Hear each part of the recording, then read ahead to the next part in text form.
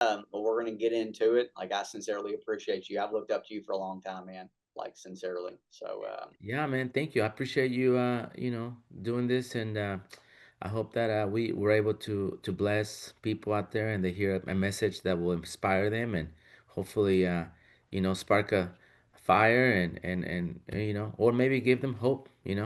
I'm a hope dealer. That's what they call me.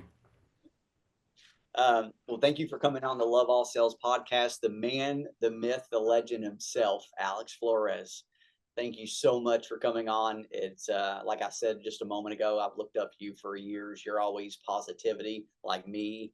Not everybody feels that same way. A lot of people have that victimese, the word that you used a moment ago, mindset. You're completely different than 99% of everybody out there. So, where does that come from? How are you so positive all of the time? Well, first of all, thank you for having me, Brent. It's an honor to be here with you, man, and I admire what you're doing, and I appreciate what you do for the industry. So, yeah, man, it's that mindset of like I was telling you earlier, that immigrant, grateful mindset where I know what it's like to have nothing or not much, and it's been my thing, man. When I was cleaning carpets at a hotel, I'll never forget. I would wear my uniform that looked like I was in jail, but I would walk down the hallways happy and smiling and swinging my arms, and this guy stops me one day. He's like, "Hey, bro, you say good morning every day. You have this great attitude. You're all so happy. What do you do here at the hotel?" And I'm like, "I clean carpets." He's like, "What?" And I was like, "Yeah." He's like, "Do you like your job?" I said, "Sir, I love my job. I really enjoy my job." He goes, "You like getting up early in the morning?" I said, "Sir, I'm up at 4." He's like, "Be here tomorrow at 5." And next thing you know, I'm doing room service. And that's just one example of, you know, I feel like I've kind of cracked the code, man. I cracked the code that when you have a positive mindset and good energy and the right approach, the doors are going to open for you no matter what. It's when we don't have those things that the doors are not going to open. I can't tell you how many times, I can go, man, I can bore you to death today with story after story after story where I was working at a grocery store bagging groceries, and every time a customer came by, I would compliment them. That was my thing, man. "Hey, man, I really like that vest, Brent. Where'd you get that, man? You look like you're about to go to a nice, Texan reunion or something, man. You look sharp, man. I really like it, man. I got it at, whatever, REI or whatever, or a lady, that came by my lane, and it got to a point where people would actually ask for me. They'd be like, "Hey, I want to go through Alex's lane. Well, we're open over here. We can get you right now." No, no, no.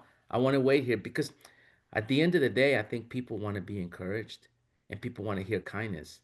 And I think if you think of it like that, and that's why I think I've been so blessed to be in this industry in sales, because that's what a salesperson does, right?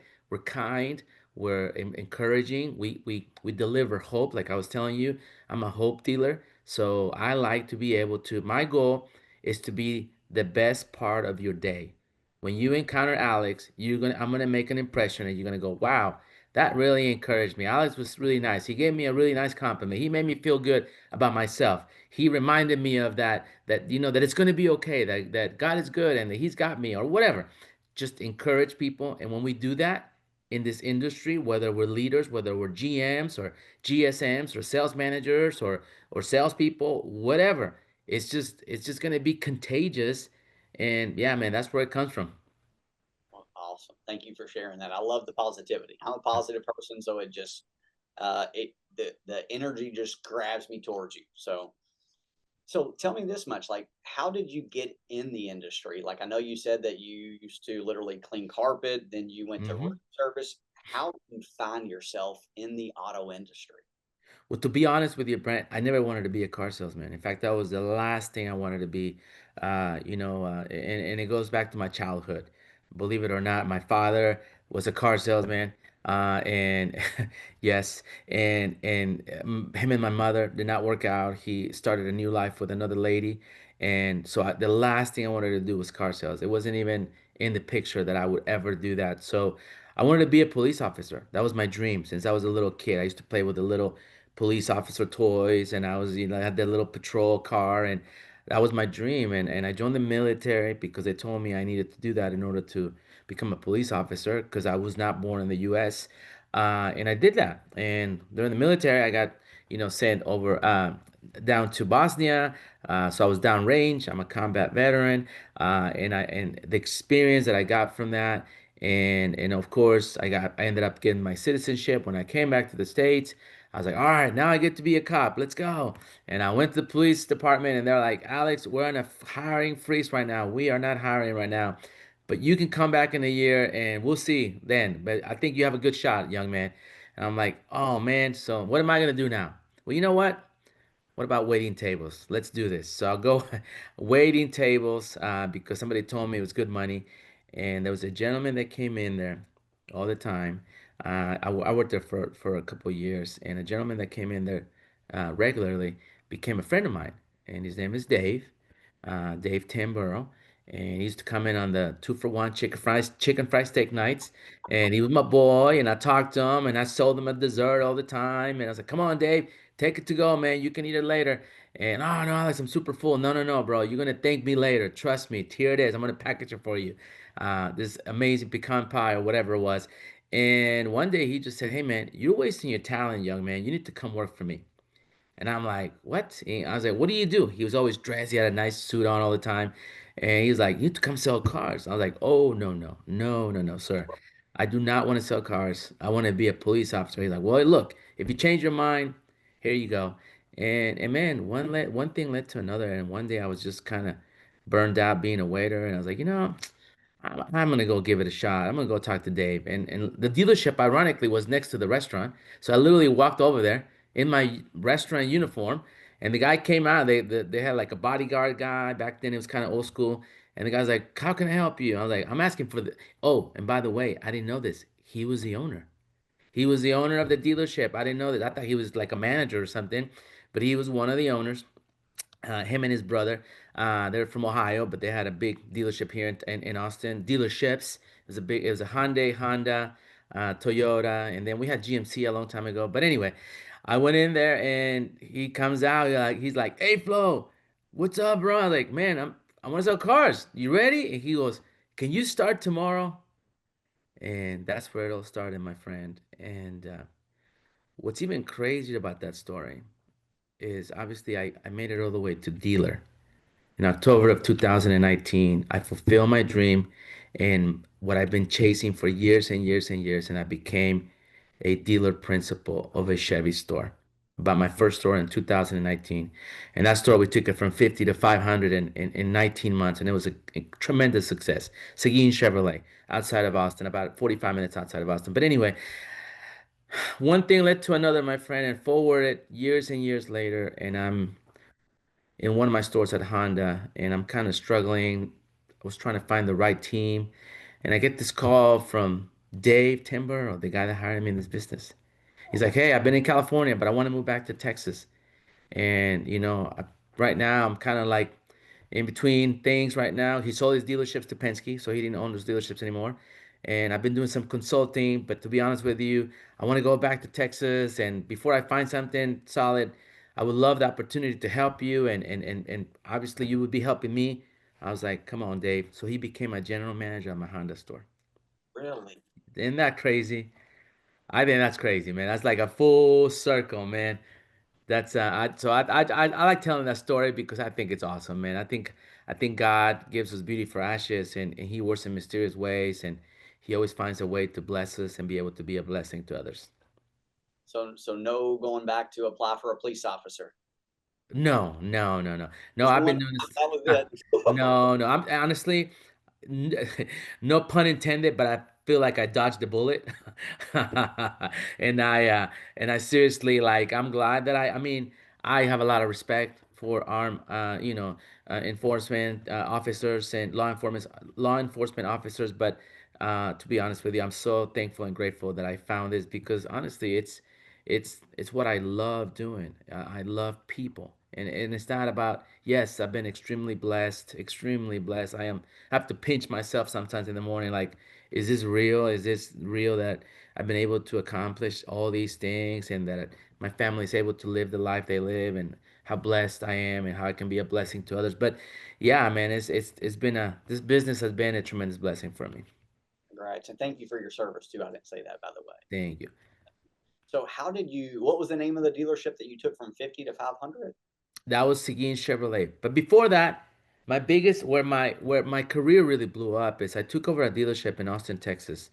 I was working at a Toyota dealership selling 1,000 cars a month, and I was the number three guy, I think, there. So you had a GM, a GSM, and then me. I was like the new car director. There for a while, I was the used car director, and we took that dealership from 250 to 1,000 together as a team. But I can't take the credit because obviously I was number three, right? But I did a lot of the legwork. I will say that. But I worked under amazing, incredible people. And then one day the opportunity came up, and they say, "Hey, there's a failing store in Austin, Texas. It's a Chevy store, and it's in a great location, and it's selling about 150 to 200, and they should be selling a lot more than that, and they want your help." And so I went over there, and I walked away from an incredible job, and it was scary because man, I was making a lot of money at that Toyota store. And but I did it because I live by the my favorite saying is if you don't risk it, you don't get the biscuit. So I left that store and I went to a failing store. And man, it was a lot of challenges when I got there. I had to fix a lot of things. And mainly, it was the mindset. The mindset just wasn't there. They just didn't believe it was possible. They didn't believe that those deals could get done. They didn't believe that we could, get people in through the BDC and sell cars. They didn't believe. So I told them, I said, hey guys, we're gonna sell 500 cars from day one. And they looked at me like, Alex, you are crazy. And we ended up selling 760 cars. And that's, my friend, how I became a dealer. After General Motors saw that, they approached me and they said, "Hey, Alex, we haven't seen this in decades, what you've done here, and we wanna make you a dealer. We have to get your blessing, the blessing from your owner, and we want to make you a dealer." And that's how it all happened, man. And honestly, it was a great experience, man. I did it for 6 years, dealer principal, owner, partner, and acting GM at the same time in some stores. And I learned a lot. I learned a lot about, it really humbled me in many ways. And I learned a lot of good things that I would have never learned if I hadn't done that. And now that I've done it, now I'm like, okay, now I'm super blessed. My family's set. We're good. I'm doing this not because I have to do it, because I want to do it. So I'm moving to Florida. I'm gonna live by paradise, and I'm gonna get up every morning, and I'm gonna be so excited with a big old smile, and go to work every day, and go be able to help people develop and grow. So what do you do first when you go into a dealership to turn them around? What's the first thing that goes through your mind? Like, I need it. I know you said mindset, but like, what do you go in there besides the mindset, and what do you do? Okay, well, I'm a process maniac. I believe in structure. So the first thing I do is honestly, I don't have time to be sizing up personalities and getting everybody to like me. I can't do that. I will spend too much time doing that. Yes, of course, I want people to like me. Yes, of course, I want to come across with the right approach and I want to love on people. But I need to make sure that we implement processes right away. Because most of the time, the way I see it is this way, man. Let's be real, Brent. You know this. If I'm asked to come to a dealership, it's not because the dealership is doing incredible and they feel like they're doing everything they're supposed to do. It's most of the time because they feel like, hey, we want to grow. We know that there's more. We know that there's certain things that we're not doing. So what I bring to the table, what I do right away is set the right expectations from day one. So we set the right expectations. Then we talk about the process. What's the process going to look like moving forward, starting today? And the way I like to do it is because I believe this is the only way to do it. I have to go out there and do it myself. I have to roll up my sleeves and go show them, not just tell them, show them. So I'm in the trenches every single day. So I'm really enjoying this 3 month little heinous or break that I'm getting right now because I know that when I hit that the pavement on the third, I'm gonna be going and I'm gonna be going for a long time, and I'm gonna have to be there a lot at the beginning to set the foundation to make sure, because I believe that's leadership, right? You have to lead from the front. We all can, give them forms and direction and have these amazing meetings and get them motivated and inspired. But if we're not out there with them, showing them how it's done and showing them that it can be done, then you're not gonna get those incredible results. And that's what I'm looking for. This store is it's a big store and they're doing great and they're top 30 in the nation. But our goal is to get it to top 10 in the nation. And it's gonna happen. It's gonna happen without a doubt. I see such huge opportunity. And I see this everywhere. I mean, you know this. You do this for a living. You know that, unfortunately, people are not being trained properly. People are not being taught properly. There's people in the dealership that feel unseen, feel unheard, feel unwanted. So you got to figure all that out. Boom, boom, boom, quick, and figure out, okay, this is this project, that project. Let's get this going. Let's get that going.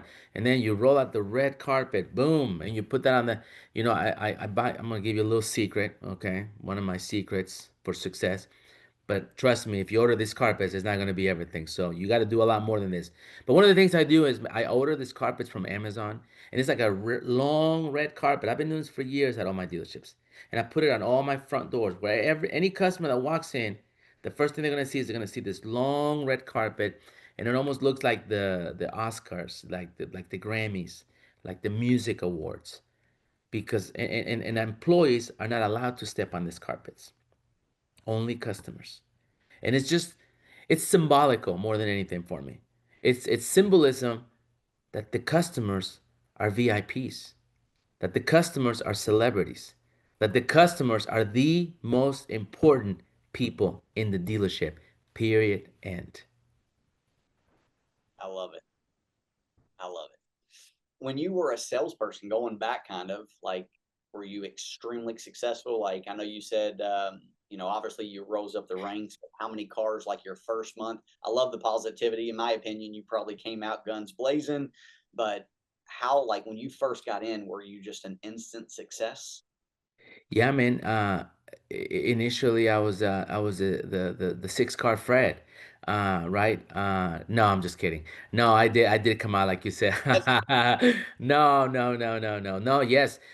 So I was right off the bat, man, and it was just, my experience with. Remember, I told you about the hotel experience where I was room service. And then I worked as a valet at the hotel, so I would have to open the people's door and offer them a water. And this is a really fancy hotel in Austin, so I would just have to, be on point, man, be ready for that big tip. So I know what it's like to cater to people, to be a good host. So as a salesperson, I use all that experience. And then of course I had the cleaning the carpet, so I didn't get tired. I was out there on the lot. I didn't care if it was hot, if it was 100 degrees. Let's go. This is easy, man. And then my military background, man. Come on, man. I was living out of a tent for 9 months. So to me, it's like, man, what are we complaining about? This is amazing. This is a blessing. We're in the AC. I get to go out there and get me a tan, put some sunscreen on, and let's go. Let's go show cars. And if I have to switch a car, let's go with a good attitude. So, yeah, man, I went to my GM and I said, "What does your top salesperson sell? How many cars?" And he said, "Oh, well, like 12." I said, "All right. What if I can sell three times that amount? Would you let me have my own schedule?" "Oh, absolutely, Alex. You sell the yeah, sure, why not?" He was like kind of laughing. He didn't think I could do it. He said, "Yeah, sure." I said, "No, man.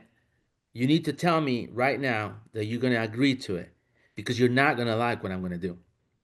He's like, "What do you mean?" I said, "I am going to sell 36 cars and I'm going to leave as soon as I sell 36 cars. But I don't want to hear you complain. I don't want you hear tell me oh, Alex, I really need you. Come on, buddy, it's the end of the month. As soon as I sell 36 cars, I'm gonna make sure all my deliveries are done, my deals are clean, and I'm gonna walk out that door, and you're not gonna see me till the next month on the first." And I would leave every single month on the 20th or the 21st at the latest. Every single month. I love And I it. did that for years. And I wanted to do that, man, because I have a son with autism. And the Okay. car business takes a lot out of you. And I knew my son needed me. So what I wanted to do is I wanted to have time with him. I wanted to have a whole week that I could dedicate to him every single week. And as soon as I got off, I called him and said, "All right, son, we're doing this," and we go do stuff. And we had the best week every single month. How's he doing currently? He's amazing, man. He drives, which they told me it wasn't going to be able to be done, and he drives. He graduated college. He graduated high school. He has a job. He's working for PBS doing video editing. And they told me, your son's probably going to have to be like under assisted living. He's probably never going to talk. And you need to give him these pills. And I said, oh, no, no, no. He's a florist. He's got the florist power.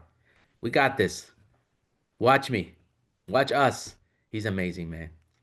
Congratulations. How old is he? He's 25. He'll be 25. 25 next year. I'm sorry. Okay. Yeah, Well, congrats. 24. And Yep. no car industry? Sir? No car industry for him? No, man, we tried it. I took him to the dealership and he's not about that. He'll do it and he knows he has everything memorized because he's on the spectrum. He knows how to do an EMI like nobody's business. I used to have him come to the dealership on Saturday. He'd do that for me and he helped me sell so many cars because customers would love it. I had a professor from the University of Texas tell me the only reason why I'm buying this car is because of your son, because I love this kid. Because they could tell, that he was in the spectrum, but he would just go out there and like, hey, how'd you like the car? On a scale of 1 to 10, how would you rate your salesperson? How we answer all your questions? And hey, are they looking at your vehicle right now that you're trading in? Because my dad's going to give you all the money for it. Trust me. And if there's something we could have done better in the past hour that you've been here, what would that be? Because I can fix it right now for you. That's a good question, my friend. I would say think of others before you think of yourself. Okay. In other words, when I see so many salespeople and they're like, "What's in it for me?"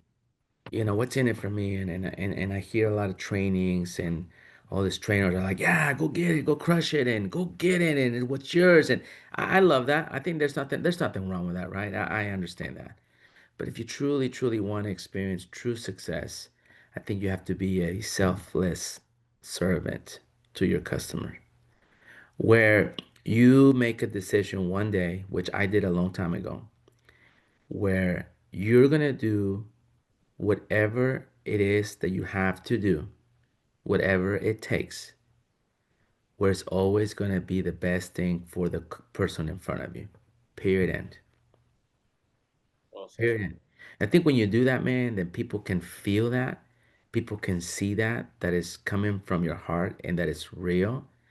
And I've had customers do like crazy stuff, man, like get me a cosigner, get me more money down, switch and get a car that I was like never thought they would even want, or whatever, because they could see, man, Alex is really trying to help us. And he's really not. I think that's the biggest complaint of a customer, right? That they feel like the salesperson only cares about one thing is themselves and their commission. And they know that. They already come with that expectation. So when they meet somebody who's completely different and is not doing that, man, think about what that makes them feel like. They open up and they say yes. My gosh. I mean, they all become my friends. I mean, it's like you're not even selling cars. You're just talking to buddies, like you and I right now.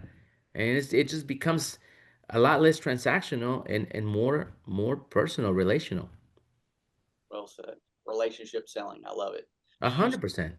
do you stay in contact with any of the people you sold back then when you sold cars, or Oh, what was absolutely. Yes, sir. Yes, sir.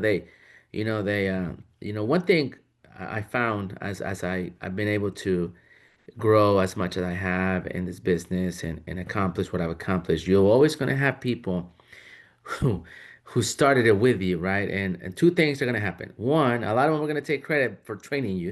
I mean, I trained him. I showed him everything he knows.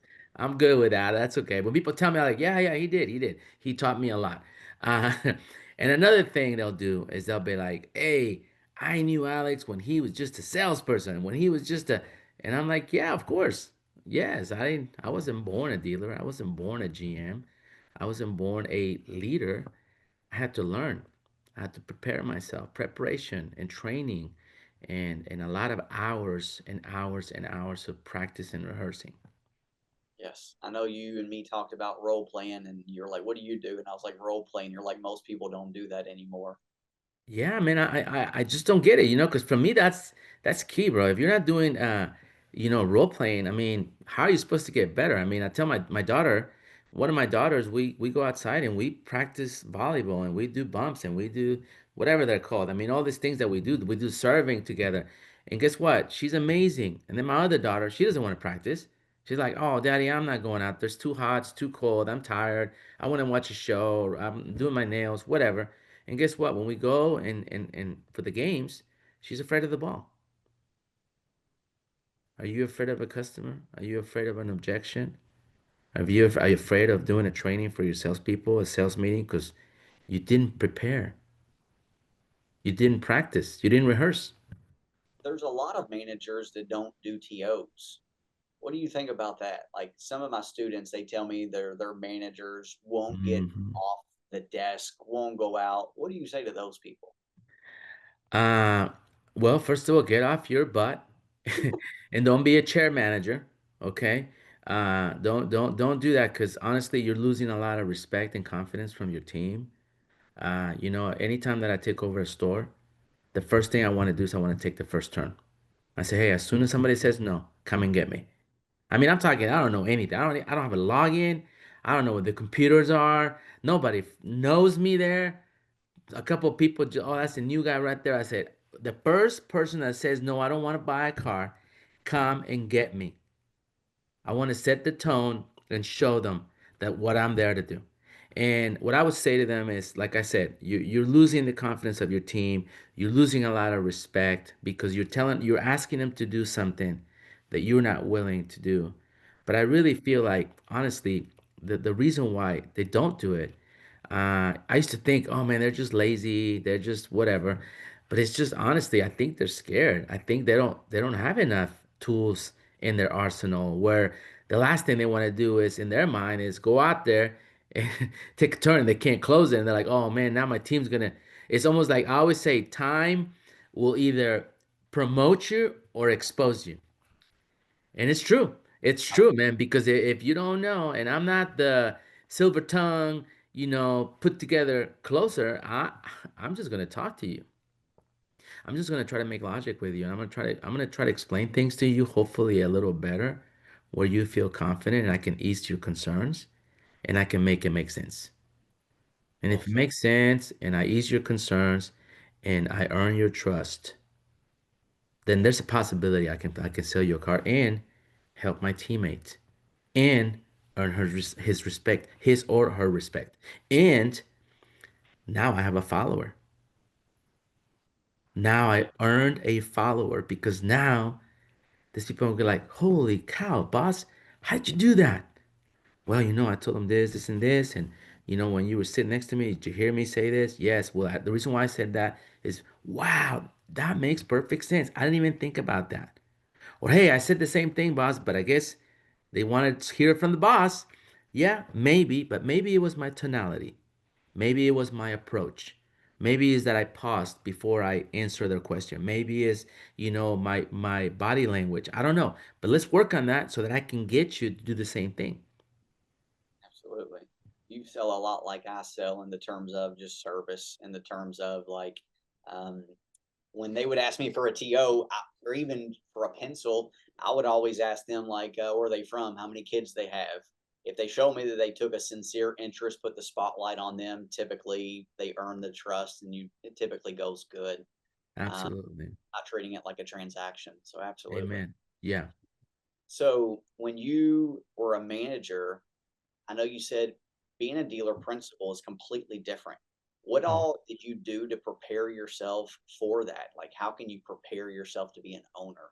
Yeah. Well, I went, first thing, I had to go to the academy. So I went to the academy. And honestly, man, being an owner, you can prepare, and I did. I tried everything. I went and obviously I went to owners, and I picked a few mentors that I said, hey, please, I want to soak up everything that I can from you. I want to come and shadow you, and I did. I just learning from others a lot. That's how I learned the most from the academy. But more than anything, honestly, it was in the trenches, man, that I learned, and I learned the hard way. I mean, I had a lot of wins, a lot of great successes as an owner, but I also had some struggles. I also had, man, I'll never forget when I had to write a check. And in the car business, we in it for the money, right? We say, "What are we here for? Money!" And everybody would shout, "Money!" But when you're writing a check for hundreds of thousands of dollars, so that you can make payroll, And I know if there's any dealers listening to this, they'll identify with that and they'll know what I'm talking about. That's a different animal where you have to go to your wife and go, hey, honey, we have to take this much out of our savings so that our employees can get paid. That's a different story, and it's scary, and it taught me a lot though. I mean, it wasn't easy, and I didn't like it, and I kicked and screamed, but I had to take that Robitussin, and man, is what I call it. And sometimes you do, and I had to learn about expenses and controlling expenses. I had to learn about how to run a little more lean with my team, and I had to learn a lot of things. A lot of things that I had to go, hey, Alex. Wake up, man. You're not doing everything right. You're not as good as you think you are. You have not arrived. And it humbled me. So now, man, it's like going back into the game with the experience that I have. Oh my goodness. I mean, can you imagine? I mean, it's crazy now because I was talking to a salesperson that called me from the store and he's like, Alex, I'm so excited. I've been following you for years, Flo, and man, I can't believe I'm getting you. I've been listening to your podcast, all this stuff. And I said, hey, man, I said, I will tell you this. I have nothing to prove at all. I used to. I used to like really focus. I care a lot about what people thought about me. And I struggle with that because I feel like that was my identity, was in my success and my wins. Now it's not that. I just want to do it because I like doing it. That's it. And because I want to help others. So it's a different approach and I'm super excited about it. Congrats. What year did you go to the academy? Golly, not that long ago, man. It's 4 years ago, I think, something like that. So Yeah. you were already an owner at that point. Yes, yes, exactly. Yeah. Yeah, absolutely. In fact, they were like, wait, which one is first, the chicken or the egg?" I did, yeah, I did the egg first and then the chicken. But it Yeah. was it was good, man, because I already kind of knew, like, had I not done it that way, I would have been really confused about a lot of things. Like me right now, I'm going. So I'll Oh, be there wow. week. I'm on week 4. Um, and like you just said, some stuff your brain hasn't truly developed because I come from Hmm. the sales aspect. So learning parts, learning service, Yeah. completely different. Like I always Oh, yeah. thought sales ruled it. Service ultimately is the most Oh, important part yeah. of the dealership from the 100%. standpoint. So yeah, I'm very excited to learn. I leave this Sunday, so I'm Oh, excited. wow. You going to in Virginia? Yep, McLean's, Virginia, class 477. I'm the president of the class. Wow. So you already went through Heather. Yes, that was week Love 1. her. Yep, yep. Yeah, no, I love her. You did Bob already? Bob was last time, but Yeah, Bob ended up going up. We have like 8 students from Canada. So I he was see. there and he went up there. So I didn't get to experience Bob. Met him. He was there the last day. We dealt with Larry. And Larry. then Yeah. next time it'll be week 4. So we're learning sales, now. Well, make So sure you tell them Alex Flores said hello. They know me. I will.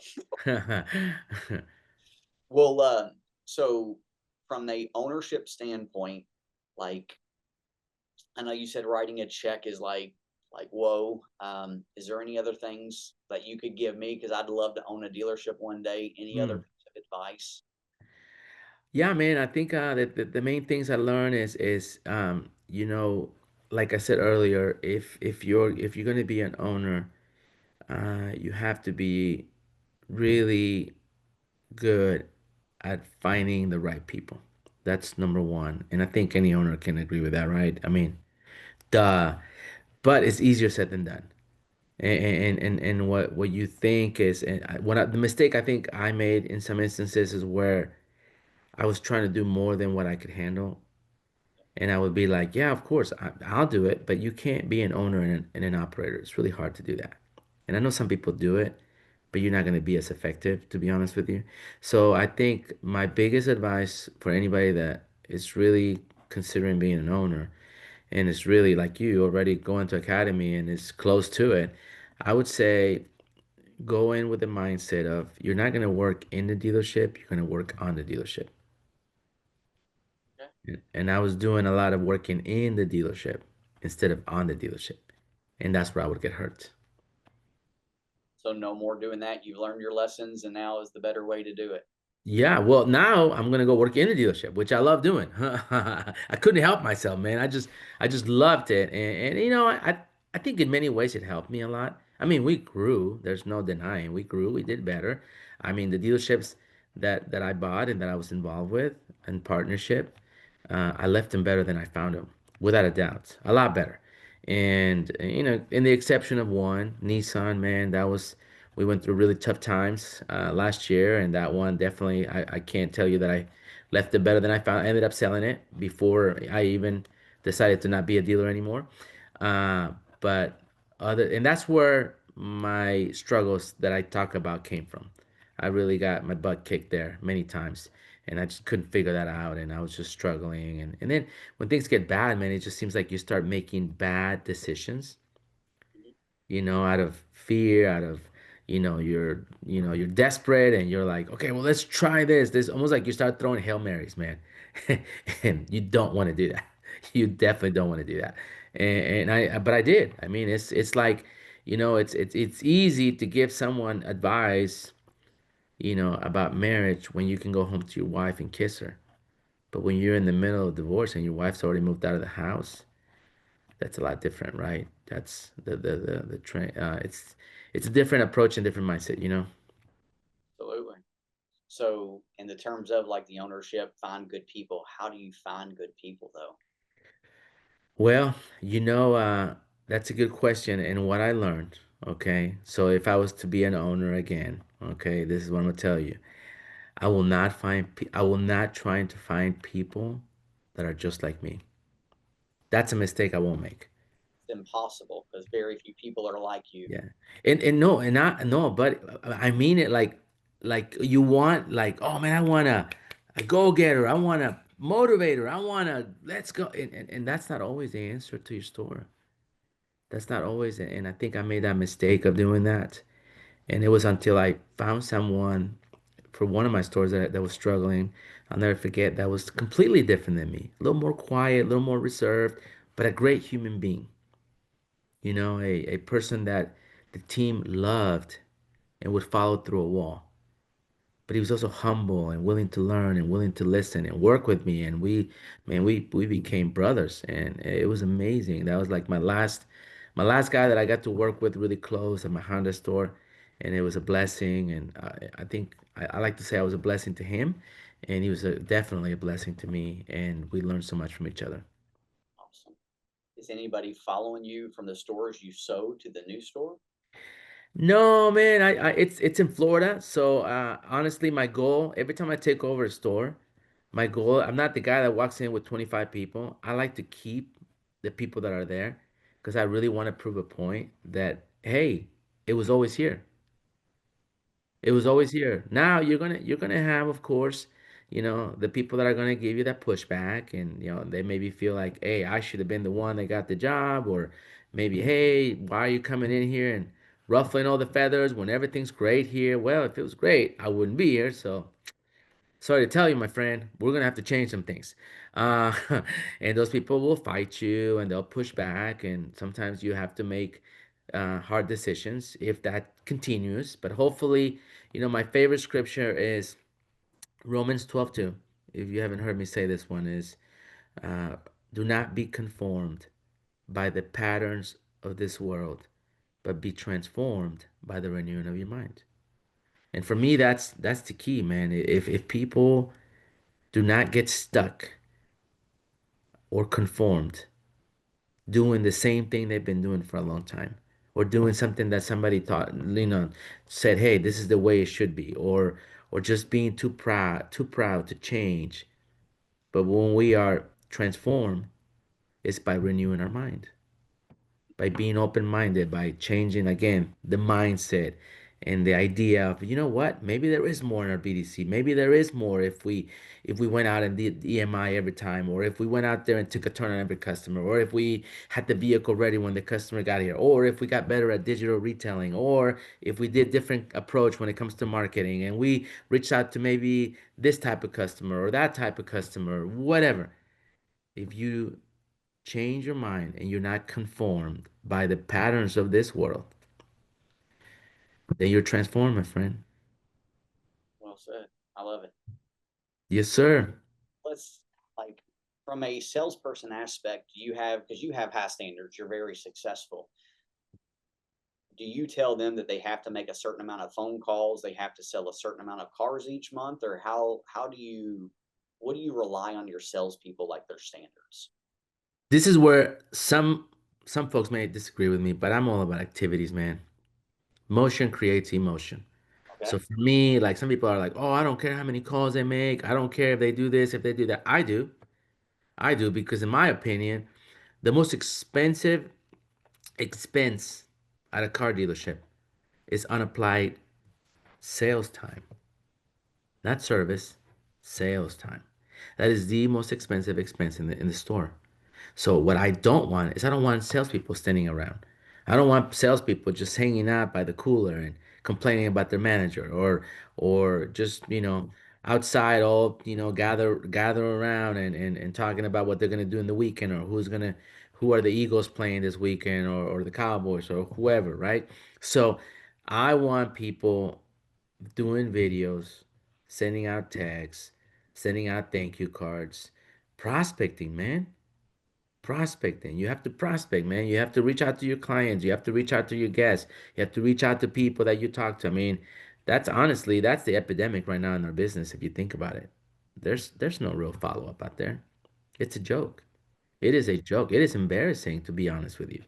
I mean, we've almost become worse than realtors, man. I thought realtors were bad. Golly, no offense. Got some really amazing realtor friends, but geez, man, I can go look at a $5 million home today, and I won't get a call from that person. And I'm like, what?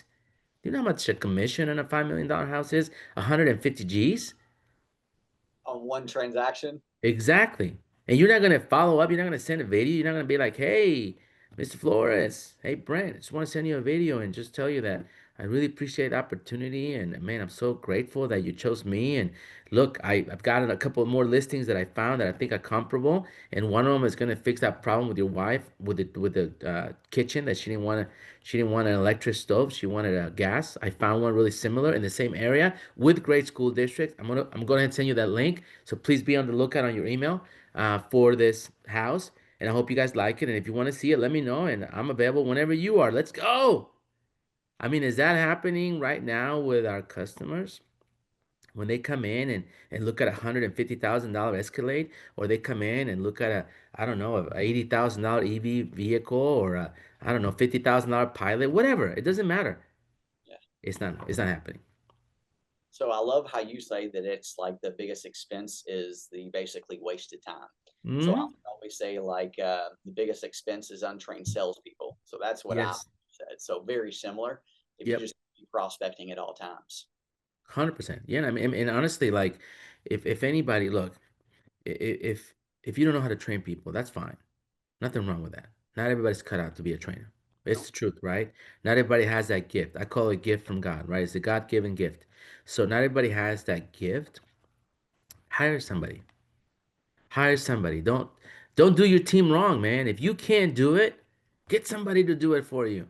It's okay. You're not gonna lose any points from your team. They're gonna be thankful and grateful that you brought somebody in to help them become better. And sometimes, you know this, Brent. Sometimes it takes a different person. It's like my wife. She gets so frustrated with me when I come and go, honey, I was talking to Brent and he told me blah, blah, blah. And she goes, Alex, are you freaking kidding me right now? And I'm like, what? What do you mean? What's wrong? That's amazing what Brent just told me. We're gonna do this, baby. She goes, I told you this a long time ago. I'm like, what? When? I don't remember this. She's like, yes, you do this all the time. Because sometimes, we listen to the same person Yeah. over and over and over that we kind of like, without even knowing it, we block them. Or we let it go in one ear and go out the other, right? But anyway, I just think that that's the most valuable thing you can do for your team is to bring people in, to train them, to develop them, and to help, man, to invest in your people, man. Come on. And let's be honest, a lot of these youngsters, man, maybe they don't see the value now, but they will at some point. But whose responsibility is to say, you know what? Maybe not, they won't do it on their own right now, where they'll go and pay somebody to train them. But what if we can provide that for them? And then once they start doing well, they'll be like, oh man, I'm going to continue this on my own because I know how much it's helped me in the past. At least get them going. It's like a new technician. When they Yeah, first come in, they don't come in with those big toolboxes with the speakers and all the calendars and neon lights and stuff. They come with no tools. So what do? You buy them a little toolbox and you buy them some tools at the beginning because just to get them going, man, get them started, and then eventually they'll have their own. absolutely. Going back to salespeople, how do you get them to not waste time? That's the accountability, my friend. I don't make excuses. I don't put up with it. It's just, hey, and just for me, it's like I manage behaviors. I don't manage people. So I can't be like, oh, well, that guy right there, he's lazy. Oh, that guy, he thinks he knows everything. Oh, that guy right there, he fights everything. He wants to argue, she wants to argue about everything. I don't have time for that. I'm not a psychiatrist. I'm not a counselor. I manage behaviors. Okay, it's what, 2 p.m.? Let's look, or 12 p.m. Let's look at our activities up until this point right now. We've been here 4 hours. Let's look at Johnny. Let's look at Brent. Let's look at Alex. Let's look at Matt. Let's look at David. And let's see who's been working for the past 3 hours. Oh, wow. This guy right here has been here 2 hours, has not made a call, has not sent a text, has not done an email. David, come to my office right now, please. Hey, buddy, are you okay? Is something? Did you get hurt yesterday playing baseball? I know you were out there with your kids. A baseball game. Everything okay? Did you get injured? No, no, no. What do you mean, boss? What are you talking about? I'm good. I'm ready, boss. Well, buddy, I'm looking at the activities. And I just noticed that you haven't made a call or a text or, oh man, I'm so sorry, boss. My wife called me. She crapped me out about last night. And man, I got a little distracted. But you know what? I'm going to be on it. Well, good, man, because in an hour, I'm going to call you back in here. And I want to see some calls. I want to see some texts. And most importantly, I want to see an appointment. And if you need help, I want you to come get me because I'm ready. I came ready. I came here to win, man. I got to take care of my kids. I didn't come here to be friends with everybody. So is there a certain amount of phone calls you ask them to make a month? Yeah, I mean, I'm embarrassed to say this number because it's not high enough, but it's you got to make at least 25 calls a day. So, I mean, we start with that, get them used to it. I mean, for me, ideally is 50. When I was a salesperson, I would make 50 calls a day. But okay, fine. It's 2020. I came up with 25 because it's 25. So, okay, so maybe next year I'll go to 26. That way they never forget. So 2025, 25 calls. So you got to make your calls. You got to do your videos. Okay, I want to see at least 10 videos that you send out to a prospect, to a sold customer, to a customer that was in service. I don't know, any kind of video. And I want two posts. I want two social media posts per day. And I want to see texts. How many texts have you sent? And then we set the standards. We make sure that it's clear with the team and they know what they're supposed to do. And then we inspect it. I always say, what doesn't get inspected doesn't get respected. I like it. I was always inspect what you expect. I like yours too. hmm Yeah, I've been saying that for a long time. Inspect what you, yeah, inspect what you expect. But then I came up with a 2.0 version is what doesn't get inspected does not get respected. If Okay. they know you're not inspecting it, they're not gonna care. They're not looking at it. They ask us every other month. I'll take the ass chewing every month. It's okay, or the butt chewing, excuse me. But in reality, if they know you're on it every day, watch what happens. And So they slip one day, Hey, buddy, what happened? Tell me about it. Oh, I had a customer, really? Well, let's look at the desk log. Wow, your customer left at 1 p.m. So what did you do from 1 to 8? Help me out. Help me understand. Because we want you to come to work, buddy, and we're trying to help you feed your family. I'm not doing this to you. I'm doing it for you. It's the reality. It's the truth. I always tell people this. I say, man, when you come home and your wife says, honey, how was work? Do you want to lie to her? Or do you want to tell her the truth? I love that. In other words, are you going to say, oh man, honey, wow, work was, oof, it was a long day, baby. And man, it was tough today. Knowing that you were driving around in a Camaro with your buddy, you went and got breakfast tacos for an hour and a half. Then you ghosted for like 2.5 hours to lunch and you went by Academy because you were looking for some hunting equipment. And then when you were at the dealership, you were talking to the service advisor, some girl in the back that you probably shouldn't be talking to a lady if you're married, but whatever. But you were back there with her for like an hour and a half, shooting the you know what. And you didn't prospect, you didn't make any calls. You didn't call on your sole customers. You didn't ask a customer service to buy, but you're gonna go home and tell your wife that your day was really long and it was exhausting, And by the way, honey, is dinner ready? Because you know I've been working really hard, right? Think about that. I love that. That's crazy, right? I want to be able to come home and go, baby, I am freaking exhausted. My feet freaking hurt. I walked the lot up and down and I chased customers and I took turns and I called this customer and this customer hung up on me because he said I was being too loud and too energetic and cussed me out because we've been calling him every single day and he got frustrated with me. It was stressful, baby, but I did it for you because I love you. That's what I'm supposed to do. Absolutely. Well said. I love that. Love that. It's true. Are do you or slow fire fast, or how do you go about like recruiting in that aspect? I struggle with that one, man. I'm not your guy for that one. I'm not the expert at that. I get excited sometimes with people and they say the right things and I'm like, "Yes, this guy's going to be the one." And I also believe that I can train everybody and that I can change everybody. I believe that my energy is so contagious and my positivity is so contagious and my discipline is so contagious and my consistency that I can change everyone around me, but it has not been the case always. It's happened a lot of times. It's happened 80% of the time, but I've struggled with 20%, and I've learned that what you said is the way to do it, the right way to do it. But I've made mistakes hiring too fast, and then sometimes I hold on to people too long because I feel like, oh man, I see a little tiny change. I'm like, okay, they're coming around, they're coming around. Let's go, we got this, we got this. But it doesn't mean that I just hold on to people. And no, I hold on to people, but they're going through basic training with Alex. I'm not. I mean, I'm on them. So it's not like, oh, I hold on to people and they're just having a blast, just doing the wrong things. No. I hold on to people, but they're getting the A flow every single day. Like, hey, tell me about this, tell me about that, explain me this, explain me that. What's going on with this? I do a lot of texting. So Okay. through texting, I text numbers. I mean, it could be random in the middle of the day. I might say, boom, I just go to Stone Eagle and I do a list real quick of all my sales managers and I go, okay, this is what you're running per copy. This is how many deals you got. You know that the standard is this many deals at this much gross. You got this many days to go. Let's go. And just doing that right there holds people accountable because they go, oh, shoot, the boss is looking at the numbers. He's putting it out there in front of everybody. Nobody wants to be the last one on the list. Nobody wants to be called out for running 300 a copy front and back because you're taking every loser deal. You're not working the customer. You're letting the salespeople work you. You're not going out there making sure they're on the right car. I mean, numbers don't lie, people do. Absolutely. So what's your best advice for a manager? I know we talked about a salesperson. How do you like become the best manager? Be a tourist guide, not a travel agent. Explain.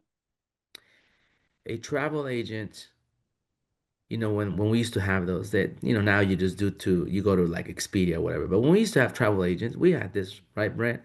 And we used to call. I literally did this one time. I'll never forget. We were gonna take it, and I called this lady, and she had a little office in downtown, a little city outside of Austin, and nice, sweet lady. And she's like, "Okay, Alex, tell me where you want to go, and how many days?" And she basically would tell me about this places and what was, cool thing about it, and how long would the traveling be and everything. And she would tell me all these things about these places, and I would ask her, "Ma'am, have you been there before?" Never. Because they were working, they're doing their job. Now they have the research, they know about it, but they've never been there. A tourist guide, if you ever taken a tour from a tourist guide, Yeah. I've taken many in my life, but the best one I've ever taken was a guy at the cemeteries in New Orleans, because the people, like, they're above ground Mhm. because of the sea level. Yep. And they have all this, they're incredible, they're like the most beautiful thing to see, and they look kind of old and stuff, but it's really cool and there's so much history. And I'll never forget, I took this tour with this guy and he was amazing, man.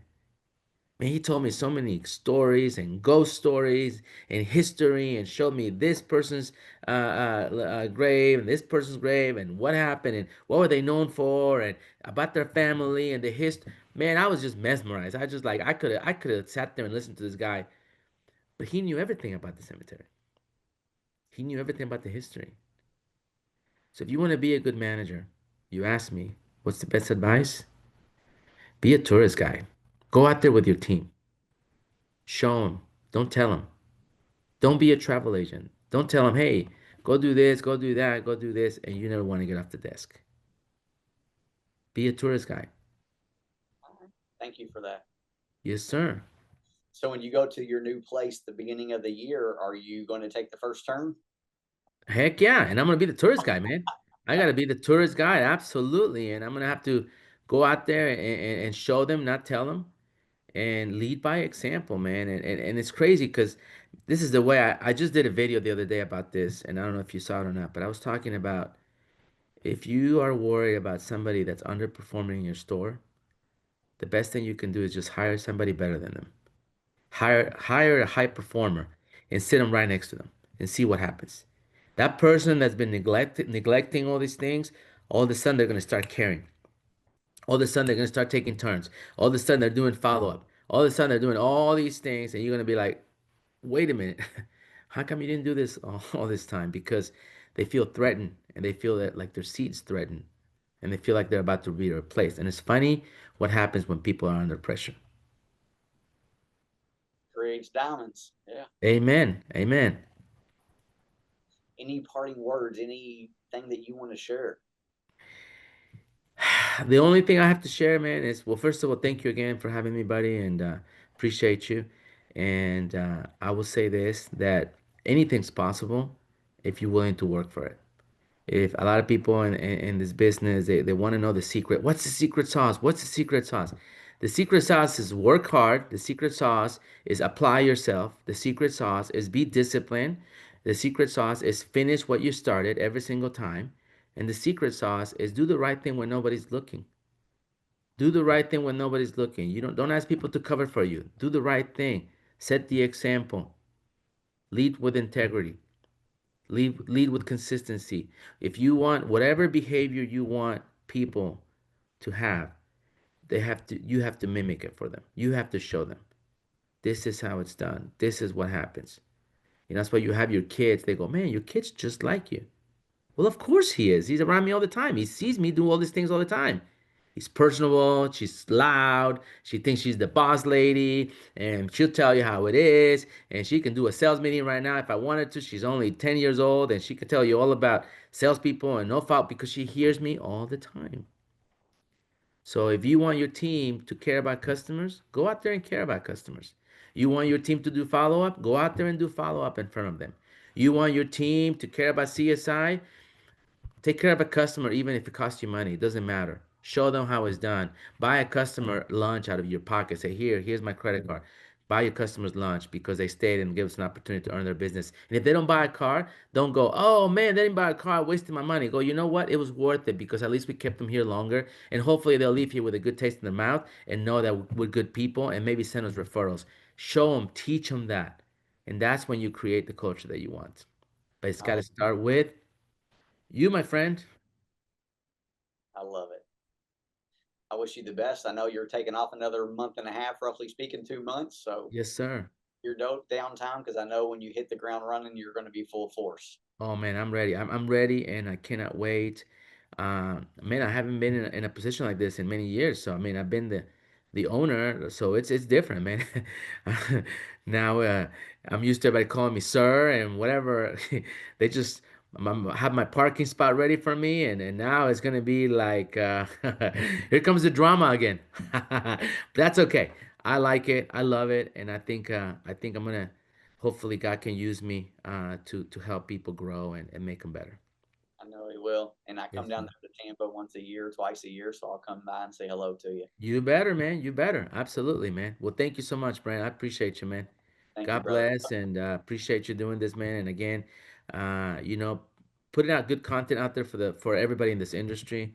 It's always a blessing, man. And to take the time to do that, I really appreciate you. Yes, sir. Wish you the best, buddy. Tell your family I said hello. Thank you.